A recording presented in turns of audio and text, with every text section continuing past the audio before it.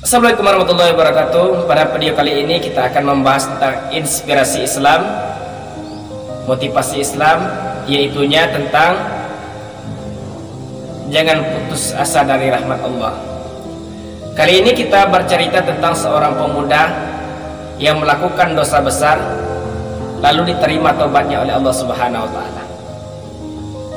Pada zaman dahulu hiduplah seorang pemuda yang melakukan dosa yang sangat besar. Apa dosa yang dilakukan oleh pemuda ini? Yaitunya membunuh manusia. Bahkan dosa ini beliau lakukan secara terus menerus. Sudah 100 orang yang telah dia bunuh. Lalu timbullah dalam hatinya untuk berubah, untuk menjadi orang yang lebih baik.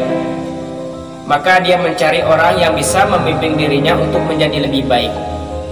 Lalu berangkatlah dia menuju seorang yang dia tuju tersebut ke seorang rahib. Rahib itu pada zaman dahulu adalah ahli kitab. Kalau sekarang rahib itu sudah tidak ada lagi, ahli kitab. Lalu bertanyalah kepada si rahib, "Wahai rahib, sungguhnya saya ingin bertobat. Sungguhnya saya ingin berbuat baik." Lalu apa jawaban si rahib tersebut? Apa dosa yang telah engkau lakukan? Apa kesalahan yang telah engkau lakukan? Lalu pemuda tersebut jelaskan bahwasanya saya telah membunuh 100 orang. Lalu si rahib ini berkata, "Engkau tidak layak untuk bertobat karena dosamu telah terlalu besar." Mendengar perkataan rahib tersebut, maka dibunuhlah si rahib tadi. Maka genaplah pembunuhannya 100 orang. Lalu dia tidak putus asa. Dia mencoba mencari guru yang lain, mencari pembimbing yang lain. Maka bertemulah dia dengan seorang ustadz. Lalu bertanyalah dia kepada ustadz tersebut, "Wahai ustadz, sungguhnya saya ingin bertobat. Saya ingin menjadi orang yang lebih baik."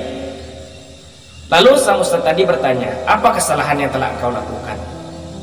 Maka pemuda ini menjawab, "Saya telah membunuh orang ustadz.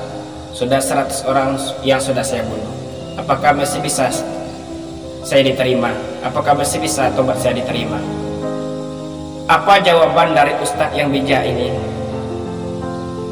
Sebesar apapun kesalahan yang engkau lakukan, sebesar apapun dosa yang engkau lakukan, apabila engkau benar-benar bertobat dengan sebenar-benarnya, dengan taubatan nasuha, dan tidak mengulangi kesalahan yang engkau lakukan tersebut, niscaya dosa yang engkau lakukan tersebut diampuni oleh Allah Subhanahu wa taala, diterima taubatmu oleh Allah Subhanahu wa taala.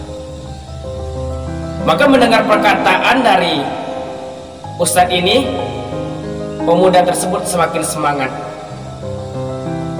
gembira hatinya mendengar jawaban dari ustadz tersebut. Tapi ada satu syarat, kata ustadz tersebut. Kalau engkau memang benar-benar ingin bertobat, kalau engkau benar-benar ingin melangkah ke arah yang baik, ada satu syarat.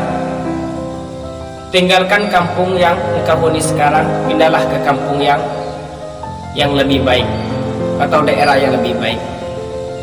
Maka dia penuhilah syarat dari ustadz tersebut. Maka berangkatlah dari kampung yang dia tempati, yang mana kampung yang dia tempati ini adalah tempat yang sangat tidak baik, lingkungan yang sangat tidak baik, lingkungan sangat penuh dengan kemaksiatan, menuju wilayah atau daerah yang sangat baik, yang membimbing dirinya ke arah yang lebih baik. Lalu berangkatlah dia menuju daerah yang dituju oleh ustadz tersebut. Tetapi anehnya, belum sampai dia ke arah daerah yang dia tuju tersebut, pas di tengah perjalanan beliau dicabut nyawanya oleh Allah Subhanahu wa taala. Maka pada waktu itu berdebatlah antara malaikat azab dengan malaikat rahmat. Malaikat azab mengatakan seperti ini, dia tidak pantas untuk masuk ke dalam surga sebab dosanya telah besar sekali, dia telah membunuh banyak orang, dia tidak pantas untuk masuk ke dalam surga, dia pantasnya di neraka, bahan bakar api neraka. Tunggu dulu, kata malaikat rahmat. Memang benar dia melakukan kesalahan, memang benar dia melakukan dosa yang sangat besar, tetapi dia telah bertobat kepada Allah, dan tobatnya diterima oleh Allah Subhanahu wa taala. Orang yang bertobat itu ibaratkan kertas yang putih yang belum terkena noda, artinya bersih. Maka diutuslah oleh Allah Subhanahu wa taala sebuah malaikat yang lain yang diubah wujudnya menjadi manusia untuk menyelesaikan masalah tersebut. Maka timbullah solusi untuk menyelesaikan masalah ini. Hitunglah langkah dari pemuda ini, mana yang lebih dekat langkah pemuda ini ke tempat hijrah yang lebih baik ini daripada tempat yang dia tinggalkan yang berbuat buruk tersebut. Lalu dihitunglah, rupanya lebih dekat langkahnya menuju arah yang baik daripada tempat yang bermaksiat tersebut. Maka langsung dia diterima oleh Allah Subhanahu wa taala tobatnya dan dimasukkan ke dalam surga. Apa hikmah, apa inspirasi, apa motivasi yang dapat kita ambil dari cerita ini? Bahwasanya sebesar apapun dosa kita, sebesar apapun kesalahan kita, sebab kita sebagai manusia itu tidak lepas dari kesalahan. Tidak ada manusia satupun di dunia ini yang tidak memiliki kesalahan. Pasti memiliki kesalahan, baik itu kecil maupun besar.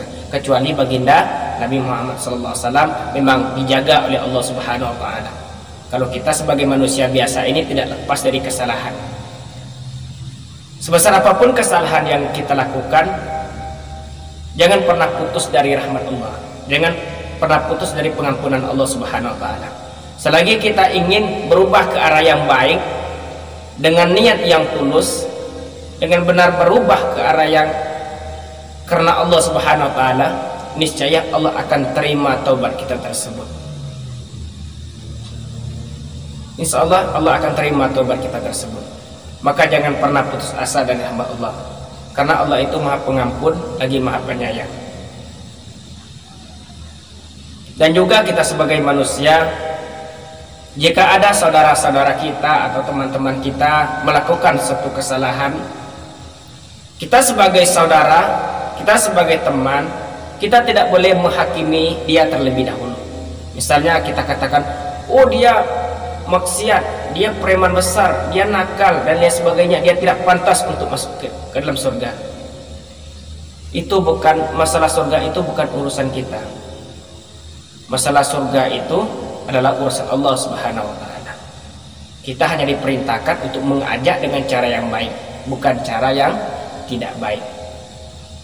Boleh jadi dia sekarang ahli maksiat misalnya, suka mabuk-mabukan, berjudi dan lain sebagainya. Tapi lama-kelamaan Allah masukkan ke dalam hatinya, Allah masukkan ke dalam hatinya suatu hidayah, lalu dia menjadi orang yang baik, lalu dia bertobat dengan sebenar-benar tobat, lalu Allah jadikan dia seorang yang ahli ibadah. Tapi lantaran kita sombong, kita ahli ibadah misalnya, sombong kita, menganggap amalan kita paling baik, lalu orang lain kita sebutkan seperti ini. Orang yang tidak ibadah kita katakan kafir, orang yang tidak sesuai dengan perkataan kita tersebut kita anggap dia tidak layak mendapat surganya Allah. Orang yang sombong seperti ini, itulah akan menjadi api bakar dari neraka. Sebab kenapa? Ada satu contoh. Iblis itu merupakan ahli ibadah dahulunya. Dijelaskan dalam beberapa buku tentang Islam, iblis itu dahulunya merupakan ahli ibadah, dan namanya bukan iblis tapi Azazil dahulunya. Bahkan dia beribadah kepada Allah selama 70.000 tahun lamanya. 70.000 tahun, kalau tidak salah 70.000 tahun dia beribadah kepada Allah Subhanahu wa taala, dan bahkan dia menjadi pemimpin para malaikat.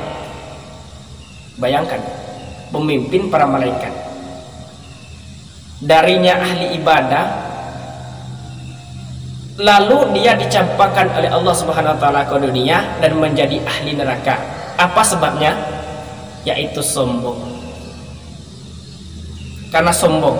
Apa yang disombongkan? Dia menganggap dirinya lebih baik daripada Nabi Adam. Dia diciptakan dari api, Nabi Adam diciptakan dari tanah. Tentu dia menganggap dia lebih baik dan lebih sempurna daripada Nabi Adam. Dengan hal itulah Allah campakkan dia ke dunia dan dijadikan dia ahli neraka. Padahal dia alim. Yang menyebabkan dia masuk ke dalam api neraka yaitunya gara-gara kesombongan yang ada dalam hatinya. Makanya kita sebagai manusia, kita sebagai saudara se-Islam, se-akidah, kita mengajak teman-teman kita mengajak kerabat kita dengan cara yang baik, bukan dengan cara menghakimi atau menghina dan lain sebagainya. Sebab banyak saya lihat orang yang mudah sekali gitu menghina orang lain, tuh mudah sekali. Sedikit-sedikit kafir lah, sedikit-sedikit laknatullah lah, munafik dan sebagainya. Kita telusuri dahulu, memang benar itu atau tidak. Mungkin hanya itu yang dapat saya sampaikan. Assalamualaikum warahmatullahi wabarakatuh.